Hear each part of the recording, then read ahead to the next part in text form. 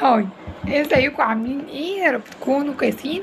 الفيديو بتاع النهارده هيبقى عن حمام كريم. برضو انا ليا شويه بستخدمه. هو مش مصري خالص، هو فرنسي بيتهيألي او حاجه زي كده، بس سهل ان احنا نلاقيه، مش في الصيدليات.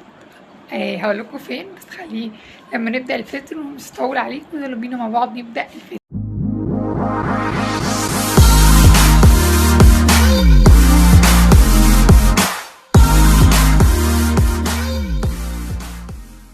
المهم طبعا اكيد باين الاختلاف ان انا مره اطلع لكم بشعري ويفي او ليس، ومره اطلع بشعري كيرلي، بس بصراحه بحب اخلي شعري كيرلي قوي كده. المهم الفيديو بقى ده هيبقى عن حمام كريم.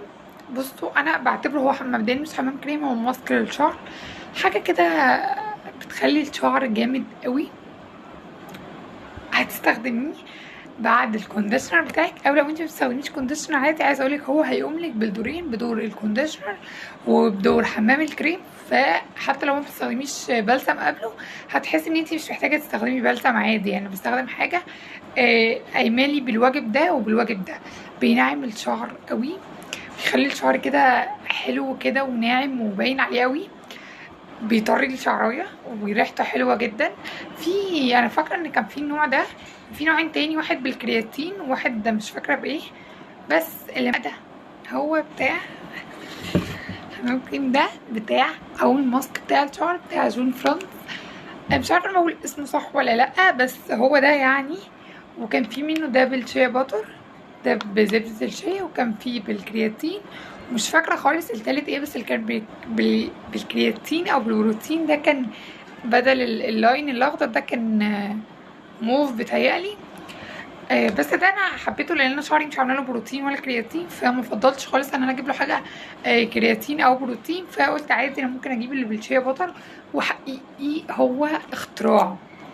انا عامه في المعتاد بتاعي انا ما بحبش اجيب الحاجات المصريه قوي غير لو خلاص انا مجبره جدا، بحب كده اجرب. انا مش عارفه هو فرنسي ولا لا، فعلا اصلا مش اظن فرانس بقى فبنقول عليه فرنسي والكلام ده. بس بصراحه وانا بشتريه الشخص اللي كان واقف يعني قال لي ان هو فرنسي. مش عارفه ده فتوى ولا هو بجد. اجيبه منين عشان اعرف اللي واقف ده هيفتي عليا ويقول ان هو فعلا فرنسي ويطلع فرنسي، ولا هو هيبقى مجرد بيفتي عليا؟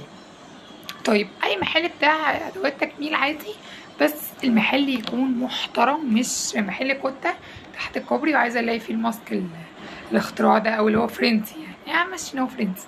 لا، روحي اي محل بتاع ادوات تجميل كويس ونضيف وبينزل حاجات كويسه وهنلاقي بتاع ده فيه. وبرده لو مش لاقيينه ممكن تقولوا لي واشوف بدائل مصريه عادي بتبقى موجوده في اي محلات. المهم ان البتاع ده اختراع. انا عايزه اوريكم، بس انا بفتح كده ريحته، مجرد ما بفتحه هو ريحته حلوه قوي وبيثبت. عايزه اقول لكم ان ريحته بتثبت في الشعر بطريقه جباره، بالذات لو انت حطيتي بعديها سيرم او اي برودكت.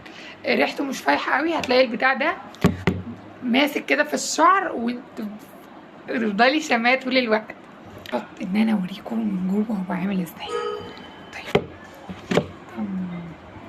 ادي تحفه تحفه.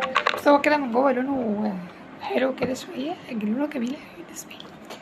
وعايزه اقول لكم هو بيخلص، بس بجد كميته جامده قوي.